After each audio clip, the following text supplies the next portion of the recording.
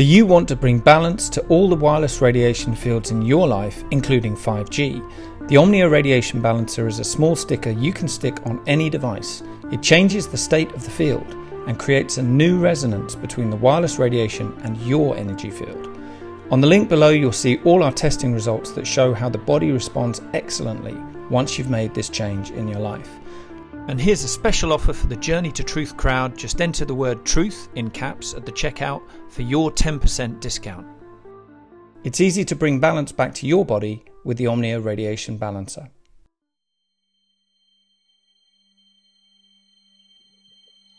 This is totally unreal that this happened like in 1942 on this planet.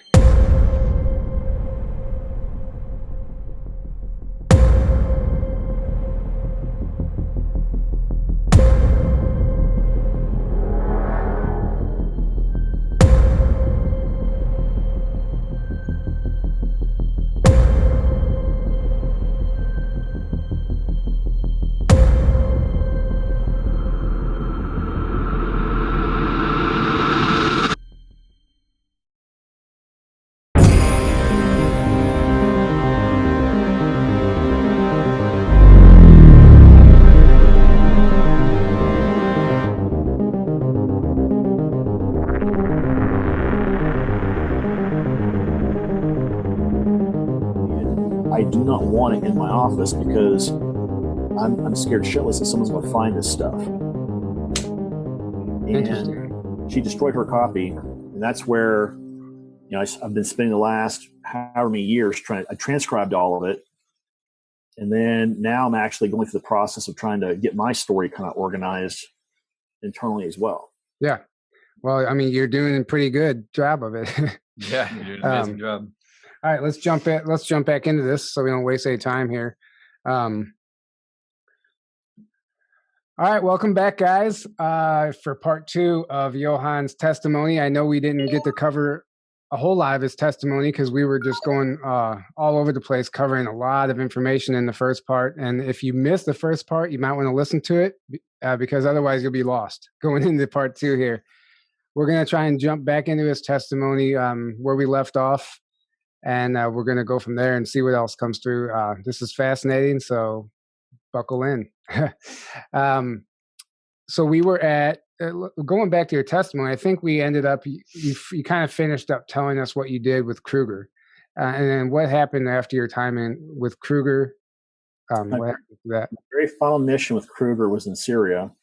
And again, we were retrieving Mobius tech. So basically, the story that I've been told, and I remember part of it in my recalls, was that I lost my leg in that mission. And for a clone, it's not a big deal. Typically, they would just send you into the lab, they'd have it rebuilt, and then you go back to doing your job, whatever that is. Well, in this particular mission, what happened was that we essentially stumbled into the middle of a firefight between the Syrians and the Americans. Oh. Or I should say NATO forces, but it's primarily U.S. Army Rangers. And the same guy that I told you about, this John Lynch, was there with the U.S. Army Rangers, giving them direct, like intelligence and actionable intelligence stuff, right? Yeah. And if you can imagine being on a battlefield as a soldier, right? And here you are thinking that you're the best trained of the U.S. military, the U.S. Army Rangers, and you're shooting the Syrians, you're trying to defend yourselves, and out of nowhere you see this hole in the sky open up, and 15 guys essentially that are in super upgraded body armor and super upgraded weaponry drops out of the sky via DLI into the ground. That would make most soldiers crap their pants. And that was pretty much the response because everybody stopped shooting when they saw it happen. And who was that group? That was my group. Oh, that was your group. Okay. And then what happened after that? Yeah. We were in an urban environment, and most of the guys shifted to the right and were trying to go around some buildings. My fire team was trying to provide support for them to give them cover to do that. And all of a sudden, the Syrians started opening up on our position. Well, Peter the Insider and 2 of our other guys ran out of ammo, and I tried to give them time to get in cover to get ammo. And this is the story where I was telling you about the light shield that I popped up. And oh yeah. Peter joked with me. He said that was both the coolest thing to ever see and the dumbest thing to ever do on a battlefield, all at the exact same time. And I'm like, why? He goes, you basically showed Terran soldiers that there's people that have abilities they don't have. Now, so this battle took place here on Earth, just to clarify. In Syria, yes. So I mean, our equipment, our waypoint device on our wrist, we knew Mobius Tech was in the area. We're trying to look for it, and we got caught right in the middle of this battle trying to find this stupid Mobius Tech. And when I put the shield up, they had ran for cover. Everyone's firing at me. I'm actually watching the shells hit the light shield and hitting the ground. The kinetic energy from the shell hitting is forcing me, kind of vibrating me backwards. You can see your feet kind of doing this as it's moving you back. And in training, we called that leaning in. You lean in against the force using the light shield. And essentially, you don't ever fall because the kinetic energy hitting the shield's holding you up. And the actual motion of the shell is actually scooting you backwards. So you're never actually falling in any direction. So here I am doing this. And Peter finally yells at me. He says, "You need to get to cover now." So I dropped the light shield and I basically Kruger ran over to that location. Mm-hmm. And I, Super Soldier ran over there. And at the end of that mission, this CIA attaché was pissed that we were there trying to retrieve the tech he wanted. And our vehicle got hit. I lost my leg. I wake up in this tube. And essentially, there's an egghead there who's trying to do their stuff, trying to rebuild my leg. I'm actually looking down with my mask on. And there's these femtotech devices actually rebuilding my entire leg from scratch.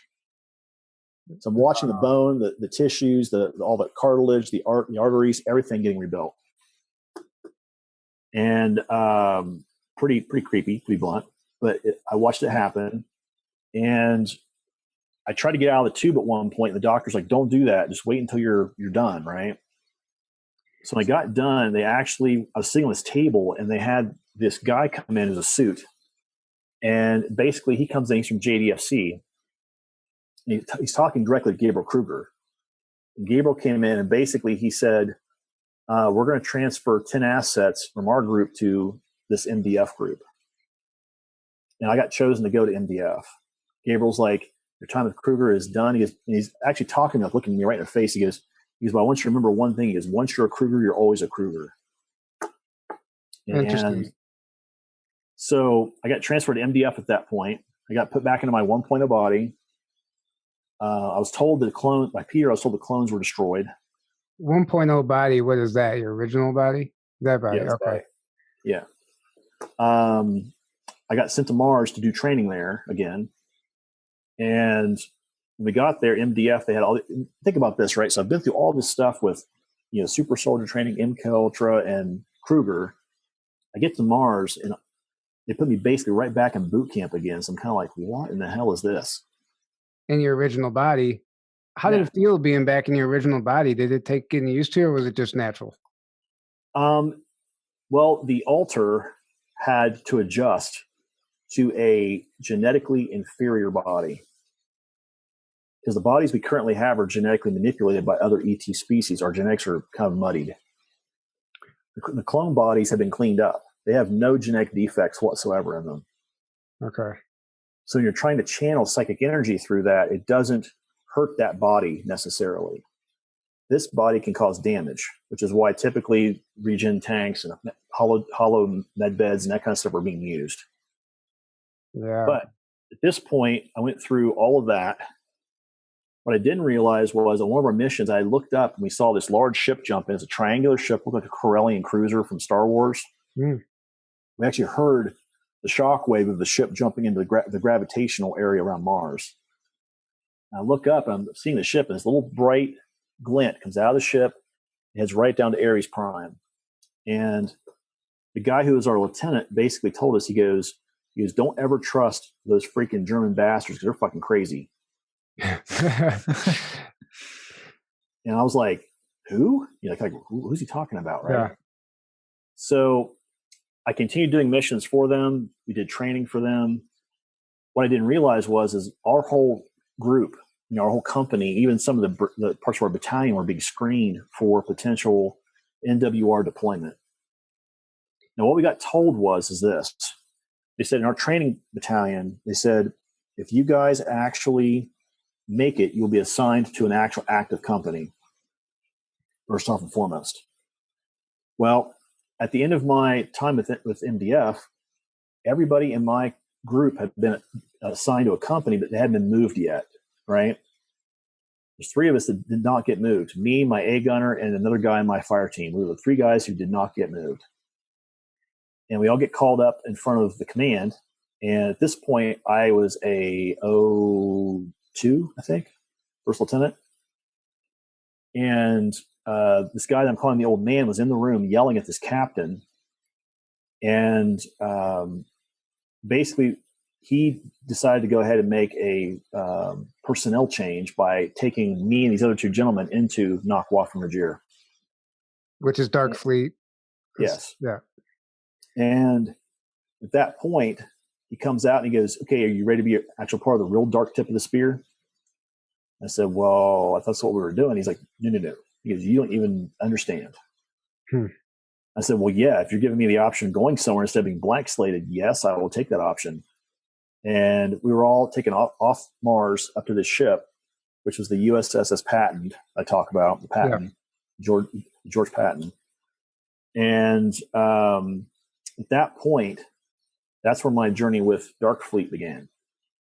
Was there. I actually started off as a security officer, and I was head of a special operations group within Dark Fleet. And my group essentially did everything that nobody else wanted to do. So we have this high security prison that we need you to bust into, grab this person, and make them magically disappear back onto our ship without those guys being able to follow us. Okay. And so Dark Fleet is, from what I understood, it's a negative group. Or do we misunderstand that? So here's what I will say, and this I actually put this in my writings actually when it came out in the PHR thing. It's really easy for people who've never been a part of a unit. It's easy for them to criticize it and say, well, this is what they do and they've never been in there. It's kind of like blaming somebody who never responds. Does that make sense what I'm saying? Mm-hmm. Yeah. You have a group of people that they're constantly being blamed. It's like everybody wants to blame the Masons for everything. They want to blame the Illuminati for everything instead of accepting responsibility for the dumb shit they do. Mm-hmm. Right? Sure. And this to me is kind of the same thing. Now, I would say this. CG was correct when he said that these guys coming into a room were very quiet. They do not talk unless spoken to.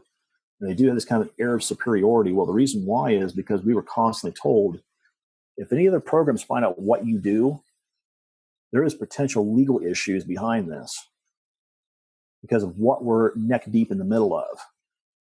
So we had a do not talk, do not ask policy about anything, especially my unit. So we just didn't talk about it. We never let them know what we were doing. They had no access to our databases until recently. ACIO and the old man made a copy of that database, which was given to Sigmund, which is how Corey and his group now have it. But the idea is that that's starting part of the disclosure process. They want people to know who was involved and who wasn't involved. Yeah. But the bigger picture of this too, by the way, is that, again, like I said, it's really easy for people to make statements about a group who would never respond. Sure. And unfortunately, Corey's done that in that case. He's never part of Dark Fleet. What I thought the reptilians were somehow connected to Dark Fleet. Is that accurate? So here's the way it breaks down, right? So 95% of the species we deal with are very nice. They're very positively aligned. Yeah. A lot of them are reptilian. The Draco are reptilians. But not all reptilians are Draco. Negative faction of, yeah. Yes. But you said not all reptilians are Draco. That's what you said, right? Yeah. Correct, yes. So the reason why I'm making that definitive statement is because of the bloodline and where those particular reptilians started. 3 specific species all started on this planet. Really? The Draco, the Zeta Reticulans, and us. They were all created here by different groups trying to create either slave races or have them work as administrators over the slave races that were here. The two groups that have been taking me at night. Yeah. Now, the bloodline that comes from the Draco that started here, this is where you hear that phrase Sakar. That's the original genetic bloodline. Alex Collier talks about, Sakar. Yeah. That's the original genetic reptilian Draco bloodline of the white royals and the queen that came from this planet, from their Eden, from here to elsewhere. And we didn't start here, by the way, just so we're clear. We were actually planted here by the Lyrans when they came here. We were genetically crafted, created, and then manipulated later on.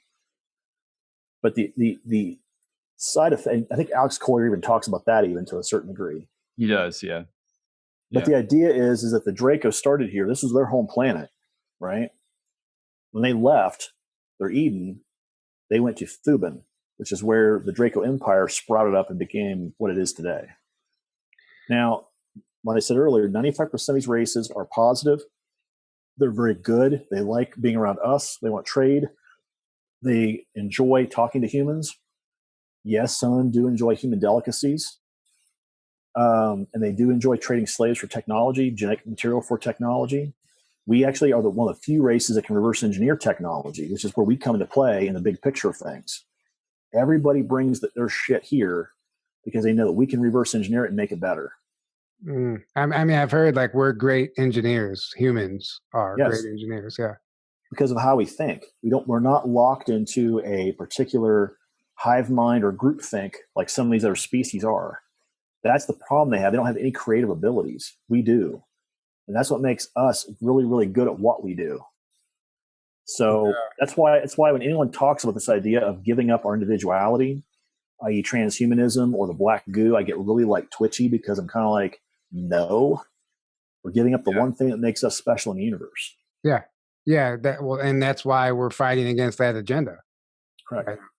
So there are reptilians within Dark Fleet. So were you working alongside them? When I first came aboard the Patton, yes. We had Draco aboard the ship as liaisons and as advisors. Even when I went to the Franklin, when we first got there, when I took over the Franklin, we had liaisons and advisors aboard the ship. But here's the thing, right? So one of the rules that's basically stipulated to Dark Fleet captains like I was is his captain's prerogative on how his ship is ran, right? Well, guess what? My first prerogative was get those freaking lizard motherfuckers off my ship. I didn't want them there. Yeah. Nope. Goodbye. I'm doing black operations. I don't want you aboard my ship. Unless you're Terran, don't come here. Wasn't there some other type of like sexual misconduct taking place on the ship? There was on the Patton and on the Franklin both. When I had seen it as a security officer and as an MIO when I was working aboard the Patton, but I wasn't in a position to say anything. It wasn't until the old man made me XO that I said, well, is this now something I am permitted to actually deal with? He's like, well, yeah, you're the XO of the ship. And I said, good. And one of the very first things I did was there was a gentleman who had been repeatedly raping some of the female officers on board the ship, and I airlocked his ass. Nice. I put 2 bullets in his brain pan, shoved him out the airlock. I told 2 guys to go retrieve his body and blank slate him and send him back to the moon. Wow. That's called formal retirement, by the way, in Dark Fleet. Former retirement? Formal retirement. Formal retirement. Yeah, he's done. Wow. So then when he goes back to the moon, is he just a slave? Or No, they blank slate him and send him back to the Earth. Or they send him to a slave colony if he's not Terran, yes. Interesting. Wow, this is fascinating. Even the part where you talk about the hole opening up in the sky and guys dropping out, we've seen that in movies. I was just watching, because I couldn't sleep the other night, the worst movie in the world, Mortal Kombat Annihilation. But the hole opens up in the sky and these warriors drop out and they start in the middle of a battlefield. That's the first thing I thought of when you said that. So a good movie to see kind of what we're talking about, that sort of is, I would call it hard disclosure, would be Edge of Tomorrow, Live, Die, Repeat with Tom Cruise. The craft they used to drop those guys and the exoskeletons out of the ship is exactly how a TR-3 works. Really? Yep, it's exactly how it works. So did you, okay, in your time in Darkfleet, how did you get out of Darkfleet? What happened? I didn't leave Darkfleet. We actually defected out of Darkfleet. Okay. So what ended up happening was the Draco essentially had went to the Triumvirate. They basically the Triumvirate's like the control board. Yeah, the Super Board. Yes, the ICC Super Board. Yeah.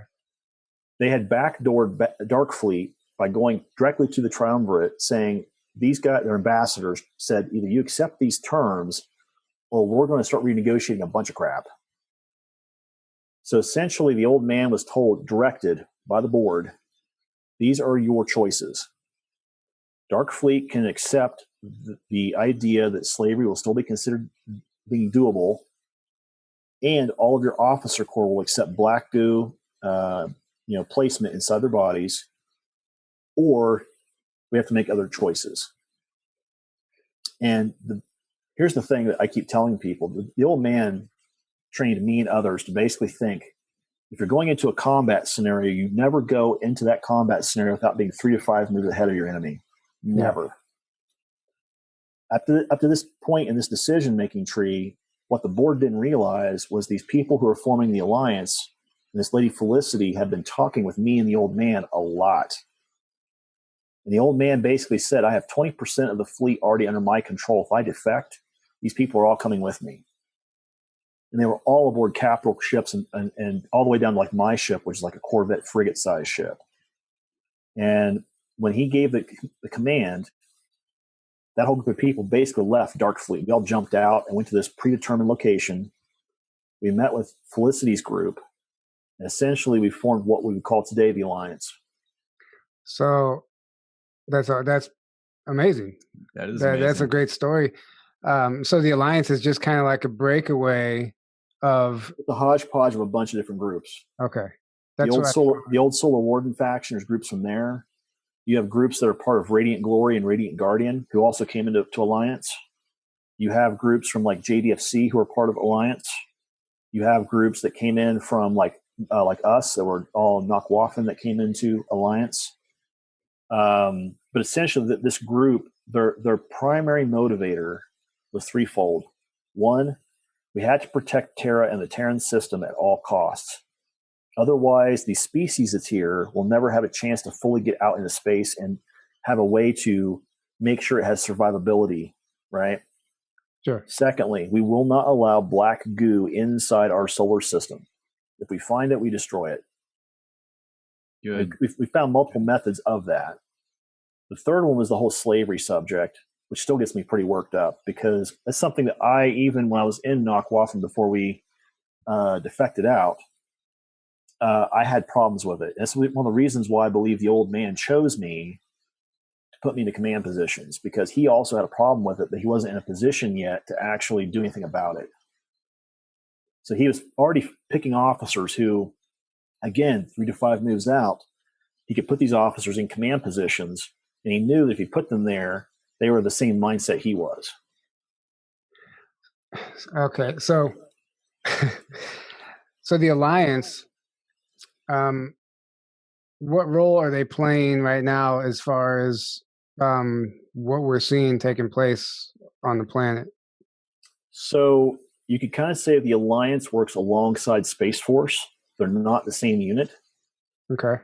Space Force is going to be, in my opinion, especially if this white hat general who's in charge of it stays there, they're going to be the people who we see initial disclosure here on Earth from. The way it's going to start out will be through power systems, meaning they'll have like fusion reactors and other stuff that comes down to Earth that's workable. The second thing you're going to see is med tech. They've already got that started, by the way. If you look at some of the stuff that Elka and I did on one of her videos. The Foxconn stuff? Foxconn and some of the other companies now, they're producing actual proton bed and med bed technologies already here on Earth. They've already seeded that technology and it's already being put out, being used to stop cancer. It's not a true med bed, but it's kind of getting in that vein, right? Sure. The other thing I would say is that the third thing you're going to see show up is improvements in terms of how we use technology down here. For example, using more hover technology, using more airborne technology, using less roadway technology, the way we produce food, the way we grow food. All these things will start showing up, and we'll be like, where did this technology come from? Well, it came from up there. Sure. They've been growing food up there for decades. So they grow it and use replicators, I guess, just depending on what ship you're on. Depends on the type of food, and it depends on what the food is being used for. Replicators is used primarily for mainstay food supplements. Grown material is used to offset for nutrients that are not found inside replicators. Okay. So, for example, imagine how like a macronutrient food like spinach. Spinach would get used to supplement some of the nutrients not found in the actual replicator stuff. Interesting. So you talked about the med beds.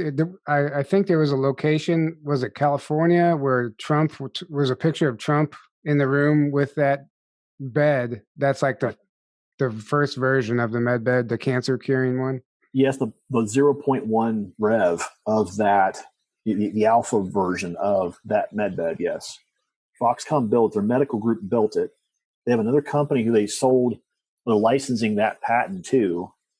And that company went and actually manufactured the whole med bed out, and they tested it. They found out that what the med bed really does is it actually looks for a certain cellular resonance that's not yours, i.e. it's cancerous. And it fires a proton beam at that cancer cell, destroying the cancer cell without even using any sort of knives or invasive technology. Nice. And that's probably used for what? Elites, celebrities, people who can afford it right now. It's obviously not publicly available. But this is exactly why Trump originally put out that notice where he said, I want all of this he put like 10 categories of technology. He said, I want all of this declassified now. And it's also the reason why the CIA about crapped their pants when it happened, because they're like, we can't release all this stuff right now. I remember that. Yeah. Well, he wanted all the patents, like so many patents to be released and all kinds of stuff because they're all tied up and just they don't go anywhere. Well, what happened was this is where you see all these patents being found on Google patent search now. Yeah. Google being who they are, they dumped all the patents into the patent office, the U.S. Patent Office, and all of a sudden here's Google like, oh, we found all these patents for you. And everyone's like, what the hell? Why is there a TR3 patent in there? The TR3s don't exist. The Salvatore Pais TR3B.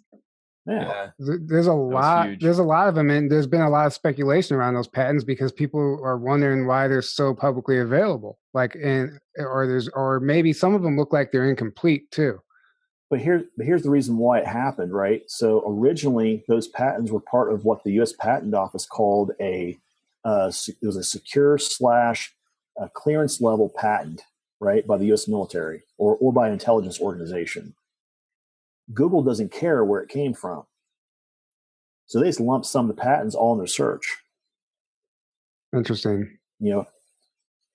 Hooray for Google, right? Yeah. So it's like all of a sudden it's like they don't care where it came from, but here it is. Yeah. Well, they probably figure for one, nobody heard about it, nobody knew about it. So if you're not searching it, you're not going to find it. Right. It just kind of slipped in under the radar. Until David Wilcock talks about it and gets it out. Well, some of them. But I mean, there's probably other ones. And I know this for a fact. You can't go to Google Patents and type in TR3B, even though that is the patent, TR3B.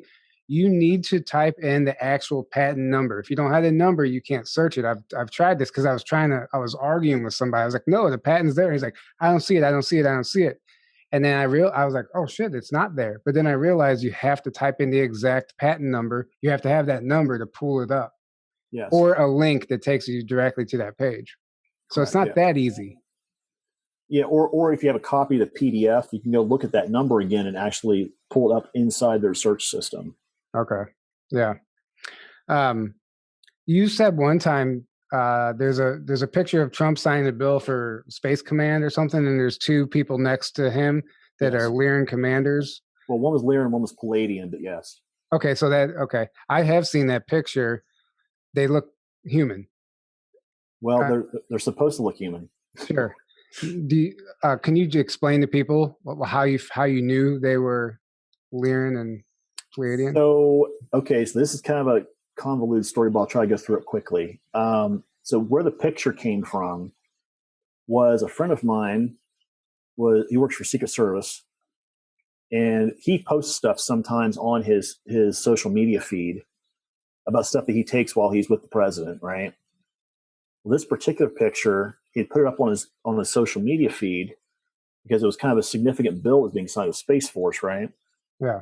But he sent me a picture, and he sends me this picture. He goes, "Do you know who these two people are staying immediately to the left of the president?" He goes, "You're right, his left." And I look at it and I said, "Well, the female standing there, she's a Lyran commander. The other guy thinks Pleiadian." He goes, "That's exactly what this other guy talking to me said." And the reason why I knew this is because we as Dark Fleet sometimes would go in and work with some of these other species. We negotiate with them. We do exchanges with them. The merchant marine fleet we had through the ICC would be there doing the exact same stuff, doing exchanges and trades and stuff. But the idea is that we would see some of these beings there, and energy-wise and psychically, you'd pick up on exactly who they are. You know when you got around them. Their energy felt very different. They looked human, but psychically they felt very, very different. So do you think Trump was aware that these are ETs, or does he think they're humans? He thinks they're humans. Okay, interesting. So I wonder how many people within the administration and in politics in general and the government are ETs then? Almost every major government on this planet uses off-world security at this point. Well, with the exception of the Russians and the Ukrainians. Just like that extremely tall guy that we see walking around with Trump, everybody is speculating that he's an ET. Is that possible? Yes. Any idea what race or where he's from, or you just know he's off-world? I haven't seen a close-up picture of him yet, but I would speculate probably yes. He is probably a off-world person. Yeah, just walking among us. I just think that's fascinating. You said that the Super Board has been taken over by a white hat. And a lot of these companies that were operating from the Super Board jumped ship because they realized that their game was over. Correct. So what company is left? What does that mean for that same white hat is the guy who's in charge of Space Force, correct? Yes, he is. So the easiest way to answer that question is this. All these corporations with negative influence on humanity, yeah, they're the ones that all jumped ship or wanted nothing to do with Space Force or the Super Board at that point. Specifically, Monarch and Mobius were the two first to go because they were like, nope, I'm not going to have some do-gooder telling me what to do, right? Well, yeah. Umbrella was probably the hardest one to figure out whether they were going to do anything or not because they're actually motivated primarily by profit. So if you're let's say that you're somebody who is a general and you're part of a company who's manufacturing, bioweapons, your profit still may be there regardless of whether or not someone who's a white hat's in charge or not. So, and eventually I think what happened was Umbrella eventually left the Super Board because this whole talk about, using Mobius tech, limiting cloning, limiting slave trade, all that stuff came up and they were like, no. You're actually now impacting our bottom line. And they left. Do you think one of the sole reasons for Space Force to become public and to do what it's doing is to stop off-world trafficking? I think it's one of the initial steps will happen. Once they get their head around what is actually going on, and what I mean by that is this general who's the white hat, he has to understand what the full scope of what's going on in these programs really is. And I don't think he even knows yet. Now, there may be people in Alliance telling him what's going on. Yeah. But hearing something, it's kind of like us having this talk right now, right? You guys are hearing what I used to do when I was in the programs. But unless you've actually been through it and you know what that actually means, it's a completely different level of understanding and awareness. Yeah, I fully understand that. Yeah. And that's exactly how I think this general feels. I think he now has a mechanical knowledge of what's going on, but he hasn't actually worked with people who know what's going on. Yeah, that's like I was in construction, and we would have these engineers come out and these architects, and they would design stuff that actually physically couldn't be built, and we have to send it back. Like, you don't understand. You can't get the tool in there to do this. They only have school training. They don't have on-the-job training. So they're designing stuff. Oh, that works, but it doesn't work. So it's the same concept. He just doesn't have an understanding of what's going on. Well, I think there are people on his team now who were part of this ICC Super Board, the Triumvirate, who are now helping this white hat understand what's going on.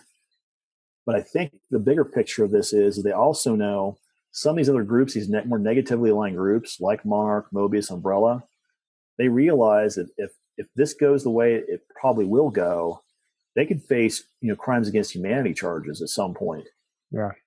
With the International Criminal Court, and that's the bigger issue. Which with the rest of the Earth-based cabal, will be happening. Yeah, there will be people who are political elites here in this country that people will not understand why they're being charged. These people that everyone looks up to, and they're like, "Oh my God, these people are so awesome!" And all of a sudden, they're getting charged for crimes against humanity. And what these people don't realize is these particular individuals enabled these corporations to do what they did. Mm-hmm. Yeah. They signed bills, they signed executive orders, they signed documentation saying, "Yep, this is okay."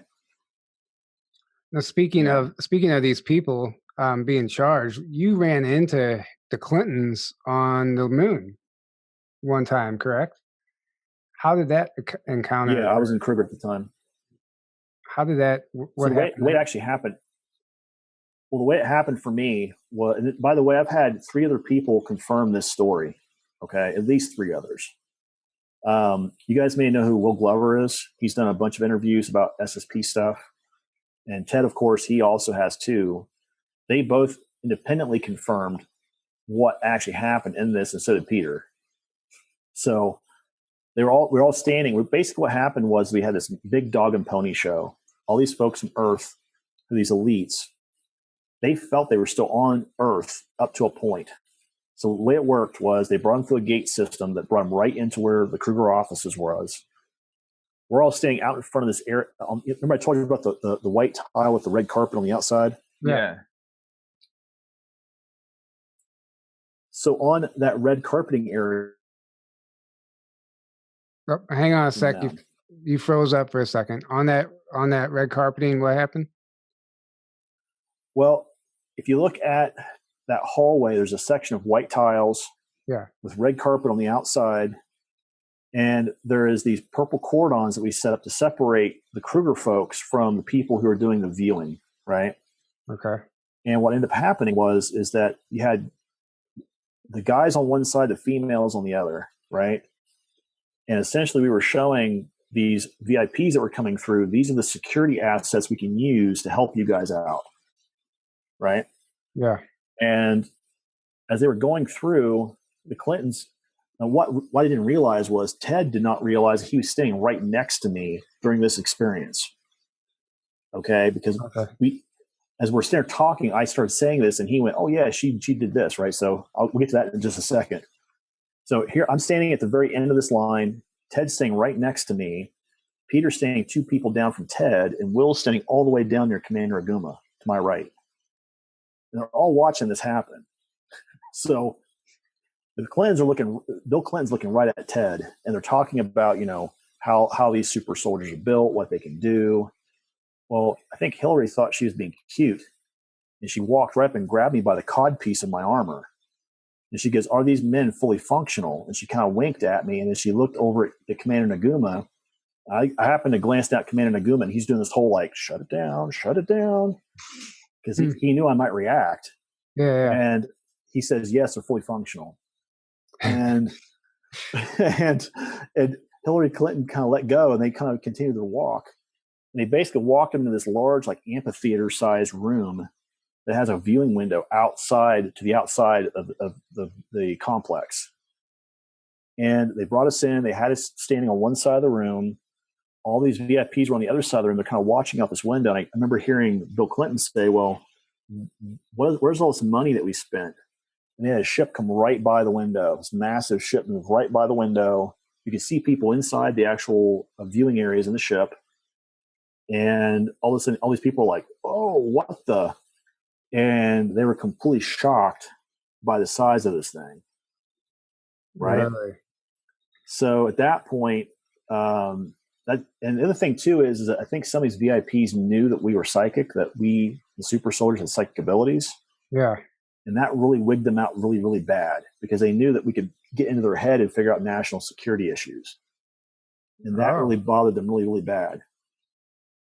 So is there securities against that happening? That a psychic wouldn't be able to figure something out like that? If there is, I haven't seen it yet. Okay. Interesting. Wow. How large was that ship that came by the window? Just it was a frigate, a small frigate. I don't know what that is. Okay, so if you look at the scale of ships, right? Let me see if I can find this picture really fast. I may have another picture here somewhere if I can find it.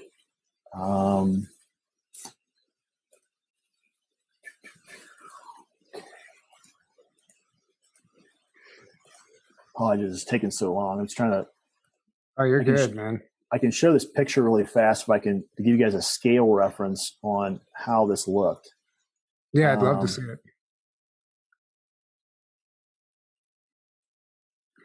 Okay, yeah, here we go. So, all right, here we go. So, ironically, this is taken from a model that was actually sold here on Earth, believe it or not. I've yet to find out where it came from, but this is actually the larger ship in this picture would be the Patton. Okay. That ship's about 20 miles long. Wow, it's basically a Star Destroyer. And this smaller ship here would be about the size of the Franklin. And you're looking at 1 to 5 miles long, somewhere in that range. That's still massive compared to for what we're used to seeing. Yeah. I mean, that looked exactly like Star Wars, Star Destroyer. I mean, so that's pretty fascinating. A frigate, by the way, is smaller than the Franklin. Okay. So it's maybe 2/3 the size of the Franklin. So you're looking at something that's in the range of like 1 mile to 3 miles in length. And that's what went by that window. Yeah, but that's still impressive if you've never seen anything like that. Yep. Are a lot of these ships built on Earth? And then I've heard some are. There was an initial fleet that was built for Solar Warden on Earth in the Wasatch Mountains. Was that the submarine ships or no? This was the actual cruisers used by Solar Warden. Okay. The subs used by Nancht Waffen actually were built on Earth as subs and then converted later on to get them off planet. Sure. Yeah. So, because they could be sealed. But yes. It made sense, yeah. They were converted later on. These ships that we're talking about here were actually built either on Mars or at New Corellia, New Earth, or Corellia. Where's that located? There's a planetary system that is actually, I've actually talked about this with Ted, actually. Let me see if I've got it marked.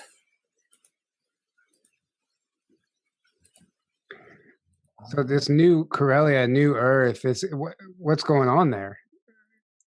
So this planet is essentially, it's a super Earth, 4 times Earth's gravity. Basically, when you or I would go down there, we'd have to take pills in order to offset the gravity effects to our body. It'd still be pretty painful to walk around, so you're still usually in either an armor or an exosuit until you get adjusted. And I was trying to find out what the actual designator. I wrote it down at one point from what Connie had told me. And the ironic thing is that designator has been found in the exoplanet search. So, oh, really? So yeah. it's actually an astronomer could locate it if they wanted to. Yeah, they could tell you exactly where it is. Okay, so let's see here. I mean, are there people like living there? Is there civilization there? Or is this like what's happening there? I'm looking. 1 second here.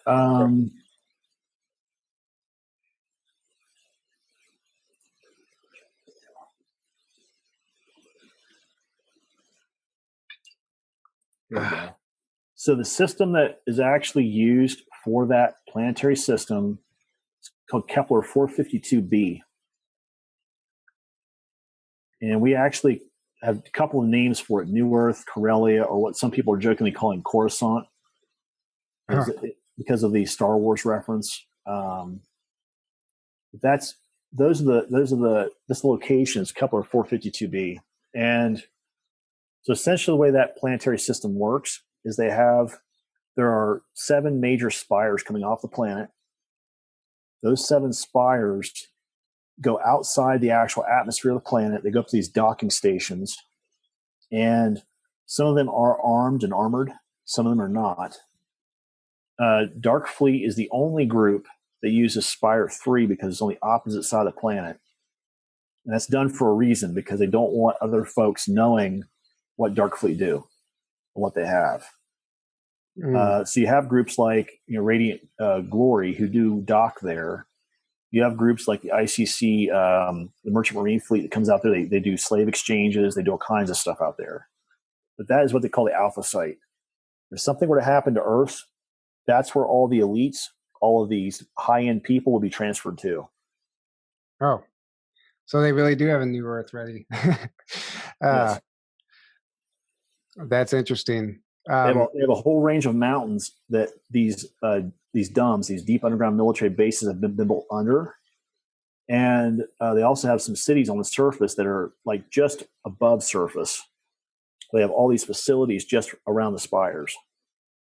So if somebody wants to get a drink, if they want to go to a hotel, if they want to get other services, they can actually find it there. Wow. So it's all set up. I mean, there's people there now, I'm sure, living there as well. It's not just... Actually, there's generations that have been born there. Really? Yeah. And then do they know about our planet? Yes, they do. And they haven't been told it's been destroyed? No. And the history there has not been revised as it has been for some of the German colonies. Wow. God, there's got to be so much misinformation out there. I mean, and this is only from your perspective, what you've seen. Imagine all the other people who have their own experiences in other places that you might not even know about. Correct. Where did you run into Corey in the programs? I only saw Mr. Good once and once only. Yeah.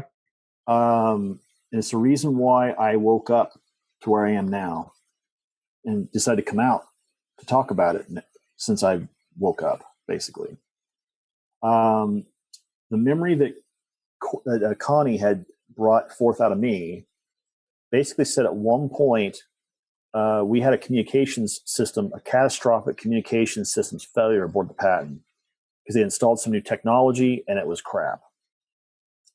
And what ended up happening was on every ship, when you go through what's called intuitive empathic training on Mars, there's basically 3 levels of that training. The first is what they call just a standard intuitive empath. The second level is called interfacer, which is what Corey did a lot of. That's what he's been trained to do.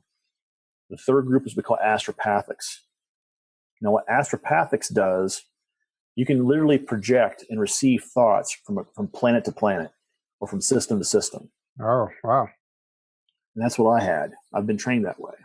So, and also you're also synced to an individual who's on the LOC.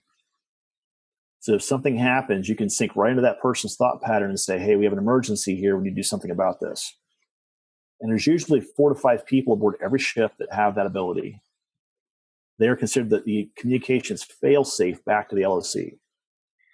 And then so where did you encounter Corey then? I'm just curious to see where this lines up. So what ended up happening is that when the communication systems failed, the old man grabbed me. He said, hey, you've got this level of training. I need you to send a message to the LOC to tell them we need help from any ship in the area that can bring new communications gear and replace it, right? I sent the message. I got a message back saying you need to jump into the North Polar orbit above Jupiter. And when you get to this area, punch into this area. It's a pocket dimension. You have to punch in a certain way. I told the old man this stuff. We did it.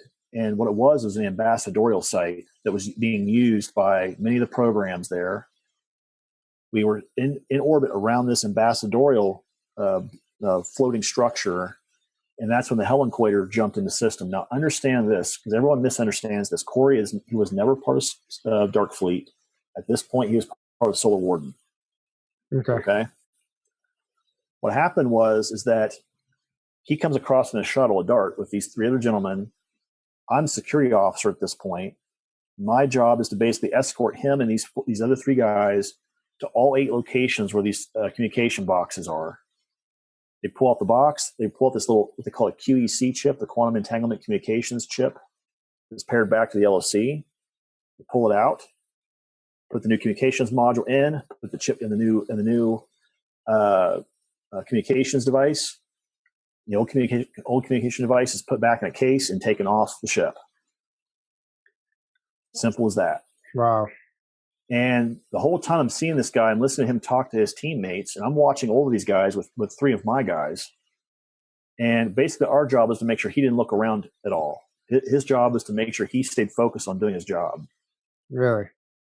And ironically, in 2015, 2016, when Gaiam first put out Cosmic Disclosure, everybody that I knew was talking about this show. They were like, "Oh my god, this show's so awesome! It's like real life Star Trek." Blah blah blah. I was watching it back then. Yeah. And I'm like, okay, well, I'll go check this out, right? So I went to try on episode 1, and all of a sudden I see this guy sitting on the TV who is a part of this 4-man team that I escorted around our ship. I literally had to pause the video because I didn't know if I was going to throw up or have diarrhea or both. Wow. It just hit you like that. As a trigger. And all this stuff that Connie had said in these papers, at that point, I realized were probably real. Wow. The gravity of that hit me like that. And I went to the bathroom. I'm trying to figure out, okay, what am I doing? Am I throwing up? Am I going to have diarrhea? Am I going to do both? I mean, what the hell? Yeah. Right? I prayed to Ralph, the Great White Throne God, for a little bit. And when I finally got my shit straightened up, I walked out and just turned the TV off. I couldn't watch it. It took me 2 or 3 days to finally get back to actually watching that first episode. But the minute I heard him talk, I'm like, holy shit, this has got to be the same dude. Yeah. He looks the same. He sounds the same voice, same mannerisms. What the fuck, you know? Yeah. And I'm like, this has got to be the same guy. Has to be. And listening to him talk about what his duties were aboard the ship, he was a technical crew member aboard the Helinquator, which fits exactly what you would send over to our ship to do this kind of work. Yeah. So it really shocked me. I was like, okay, so this means that what I was told by Connie was probably the truth and probably real. Yeah. Wow. So that was fairly recently that all these memories came flooding back, which is impressive because when you're talking, this is a lifetime of memories. Yeah. And that blows my mind. That's really interesting. Yeah, so it shocked me because I didn't realize that I thought all this stuff that Connie had channeled was kind of like, or she had gotten out of me, and she had the PHR session, she'd been writing down. Yeah. I thought a lot of it was kind of like, but there were certain things that kind of stuck out in those messages, right? So one of them was the German being used. She actually went to one of the schools I went to, college-wise, it was close, and she talked to a linguistics professor there. And one of the very first times that I spoke to her when she brought me under PHR, the Pacific Aggression, I actually was speaking to her in German. For the record, I've never been taught German and I don't speak German. That was my altar telling her what was going on. Wow. Johan was telling her what was actually happening. That's fascinating. And the screwed up part is this. Well, the screwed up part of it is this, right? So she takes this written document that has this whole story on it to this linguistics professor. He's a avid like history buff, and especially on World War II, and especially he's a German. He's a very high level specialist in the German field, speaking the German language. He looked at it and he said, "What book did you get this out of?" And Connie kind of gives him this really screwed up look, and she's like, "What do you mean? What book did I get this out of?" Because that particular dialect has been dead since 1942, 1943. Really? Because when Third Army rolled through Germany, they wiped out that whole area around Düren. It's gone. Southwestern Germany, where that dialect came from, is gone. That dialect died during that situation. So how did? So, well, I'm just so curious. here's the thing, right? So Go ahead. that dialect, it's been dead since 1943-ish. People in Germany do not speak it anymore. And here you have a live person in the middle of a post-hypnotic regression session speaking a language that hasn't been spoken since 1943. Which would mean that those Germans made it off world, and you learned that language somewhere in the programs. Yep. I was downloaded that. It was downloaded. I was downloaded that version of German. Yeah. Sure. And then you still don't. But when you try and listen to German now, there's nothing, you don't understand it or anything. Nope. I've actually tried to learn German to see if I could unlock other stuff. And every time I've tried to do it, I get super bad headaches. Wow. I don't know what it is about that, but it gives me really, really bad, almost like migraine type headaches. Wonder if it's some type of, what do they call it? A block, but it's not a block. There's a word for it. It's a trigger, like some sort of trigger. Yeah, that stops you from remembering it. Tony was talking to us about that. Yeah, I forgot. They'll implant those, and yeah, he used a word for it, but yeah. And then you talk about you used to create an anchor point to remember, to be able to remember. So that was something I learned as MIO. So as military intelligence officer, I've said this before, my clearance was the same as the captain of the ship.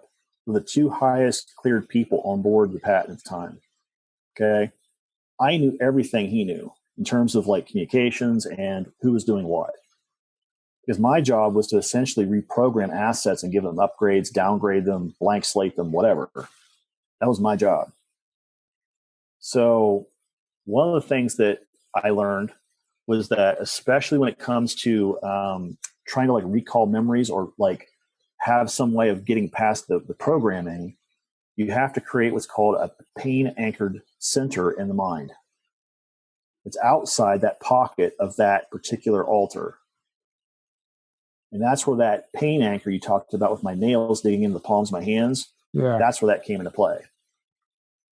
So you would create pain for yourself to block the program or to block the blank slating, yes. Yeah, okay. But you didn't even, but at the time, that's so crazy that you knew, you were self-aware enough at the time to know to do that. That's just interesting to me how that. Well, there are other people that have had similar experiences. For example, like they get an injection, say in the neck. The pain injection at the neck point created the pain anchor, which is why all of a sudden they started having recall elsewhere. You look at Corey's testimony, that's exactly what happened to him, right? This is why he started getting some of the recall he had. There are other people that have had, for example, injections in their arm or leg. They're doing some of these blank slating processes, and they do the injection before they start doing the actual psychic work. And all of a sudden, they start having recall. I've had sorry. I've had. It's just on. I don't know what's. I know that I've had injections right here. I don't know why or what it means, but something's going on. It's on a number of occasions. I've had memories of that via dream state, but it's like a memory, and I wake up with that pain of something there. It's probably a partial recall. I know a lot of people have had that. And usually, like I said, that anchor point creates the gateway by which, when you come into the here and now, if you work with someone who does QHHT or PHR or does sermonic soul retrievals, that anchor point becomes the way in which they can track that back to what actually happened. They can follow that energy back to the part in the brain where that memory resides. Wow. That's exactly what happened with me, was that Connie basically started focusing on that. And as she would crack that nut open a little bit, all of a sudden stuff would start coming out. All these memories would start flooding out. So, yeah, that's incredible. So as far as like a disclosure timeline, have you been made aware of what that might look like for us as far as like first contact or med beds even? Like, I know we talked about it, but do you know, I know it's so hard to guess, but I didn't know if you were set in on any of that, or do you know? I have heard other people have said this, including Randy Kramer. CG has said this. I have said this in the past. I will continue sticking to my guns on this. I've been told by multiple individuals, 2021, 2022, post-inauguration is when you're going to start seeing some of this stuff hit the fan. Because they've been trying to figure out if this shit actually hits the fan, what do we do? Like, can we write a policy ahead of time so we already have something in place where if something happens, we can just go ahead and do it, right? And that's exactly why I think they were reaching out to like people like me and other folks in the disclosure community, because they're trying to figure out, well, you guys are experiencers, you've been there. What do we need to do? How do we need to handle this the right way? Right? Yeah. And that's when all of a sudden I think, well, the communication with this guy started in January of last year. It's going to be something along the lines of, you're going to see the medical technology, you're going to see potentially, disclosure of other ET species, Antarctica, Mars.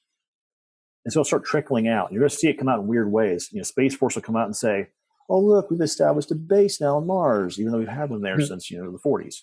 Yeah, it's all, well, basically that's what they do with any technology that gets released now, like the iPhone. Antarctica is going to be the same way. Well, what do you think an iPhone is? Seriously. This is a black glass pad right here, folks. Yeah. It is. It's just not transparent. Correct. Yeah. This is a simulation of the black glass pad technology already being shown right to us, and we're being accustomed to it the way we use it up there. I mean, I've seen prototypes of the transparent, like iPhones that fold in half and all kinds of stuff. And that's the big problem, is that you have these groups that have to have buy-in on releasing this tech that comes right out of their programs, right out of their budgets. And all of a sudden they have to release that information in a way that the U.S. population and the world sees it. You think about it. If you land a TR-3B on the front lawn of the White House, what are people going to do? There's going to be mass panic, especially when you see a human come walking out of the craft and we go, hey, look what Space Force built. We've had it since 1950. Yeah, well, I don't even when we do get disclosure, I don't think that's how it'll happen. I mean, it's going to be integrated. It has to be, because there will be panic. But I think this is the images I'm giving you are the probable images that we're probably going to see, right? Yeah. You're going to see the medical technology come out first. And also the stuff that we use with our vehicles, the stuff that we use with our flying vehicles, all that stuff's going to hit first.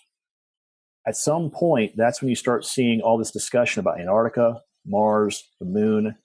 When that stuff starts coming out, Space Force will come out with a massive statement saying, oh, hey, by the way, we've already established off-world bases. This is where they are, and this is what we're doing.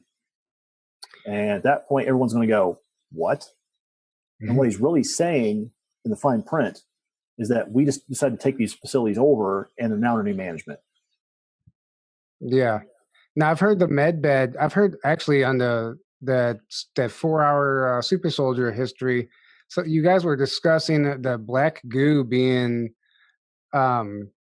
involved with some med beds to stay away from, because there's black goo technology that's actually, if you use that med bed, it's going to affect your DNA. Is that accurate? Well, actually, it'll affect your ability to have your own independence. So this black goo, essentially what it does, it actually works as a symbiote within whatever biological entity it takes over. The reason why the Draco love it is because they can be hive-minded with everybody else that's infected. And they can dominate other people who are infected that way. Yeah. So if you have a Draco advisor aboard your ship, he can then command everybody aboard that ship to do whatever it is he wants to do, because he's a stronger psychic source. Secondly, and more importantly, that hive-minded technology means your IQ jumps way up, because now you have access to all this knowledge, all these abilities, all this stuff that you as a normal asset don't normally have. And it creates security containment issues if you're someone like me who is an MIO and you specifically silo off information that does not need to be used by certain organizations or people, and all of a sudden everybody has access to that knowledge. Well, that creates a containment issue, because there's no need for them to understand what's happening with certain assets or certain people or at certain locations. So, only the MIO, the XO, and the CO need to know that stuff. well, doesn't the black goo like basically cut off your God connection? Yes. But we don't want that though. I mean, that would essentially stop us from ascending spiritually. But that's the whole idea. The Draco recognize two things, and they also have a fallacy about one thing. The fallacy is them being a fourth density species. They're the apex of evolution. Yeah, definitely not. They honestly believe they're at the apex of that, and we're like the cattle beneath them at third, almost fourth density. Well, that's how we're treated. Yeah. But more importantly, what happens is they want to keep it that way. They want to keep that dynamic in play. Yeah. So they're using the black goo technology to do exactly that. And the black goo also does not want us to be alive. It's essentially an artificially created species that it is the antithesis of God. It wants to kill every biological species out there once its use has been done. Mm-hmm. Wow. So, yeah. And this is where we as a species have to make some decisions about our own evolution, our own survival, and our own procreation. Do we want this tertiary species, meaning the black goo, do we want it here, and do we want it influencing our ability to evolve? My vote is no. Yeah. That's why I defected. Yeah. Well, that would just be end game for humanity. There would be no more humanity. Yeah. Well, think about that movie I mentioned earlier, right? The whole Edge of Tomorrow, Live, Die, Repeat. Yeah. Think about the stuff that Tom Cruise's character gets into his system. That blood, it looks like black goo, right? Mm-hmm. Look at X-Files, where the guy who has the black goo in his eyes and how he behaves. That stuff completely overwrites and controls the person that it has in ways they have no intention of doing. You're familiar with Max Spears? Yes. Apparently when he died, he threw up this black goo. Is that what that is? Yes. That's exactly what that is. Yep. I've actually spoken to his girlfriend, by the way. She's a very nice lady. She and James Rink were friends. Oh, really? And when we did our show in October of last year in Vegas, she was there. And she was kind of reminiscing about him. But the idea is that you're correct. The black goo always tries to find a living symbiote system to be in that it can overtake and then it can manipulate. So how did the cabal like do that to him, or how did he get that in him? Well, I think that's a matter of speculation, right? So I do know for a fact there is black goo that has came to Earth and it has been here. I've even talked about the whole Squares of Saturn technology talk we did. Yeah. Mm-hmm. That falls right in line with that. You look at the actual tektite that's used for the center of the Hajj in Mecca. I've talked about that too, and the Cinnamoni stones. Those are all pieces of these squares that have been launched from that system to here. So Interesting. That black goo. So how do we know? Like, could I have it in me? Is that how do we know? Well, here's the thing, right? So if you're making independent decisions and you're not hearing other people's thoughts, you're probably not infected. Okay. That's the first thing I'll say. In terms of killing it, there's only like 3 ways that I know of to actually stop it, inhibit it, or kill it. 1 is EMP. 2 is using a Faraday cage, which most people don't even understand how a Faraday cage normally works. And 3 is the gas that we actually recovered from the Lyrans.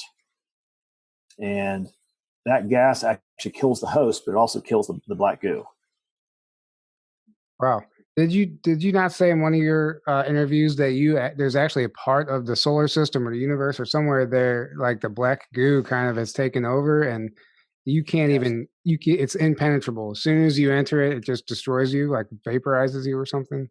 Well, what happened, talk about the USS Galahad incident, right? So basically the ICC sent this video to every ship captain out there and asked even certain organizations to disseminate among their ship captains.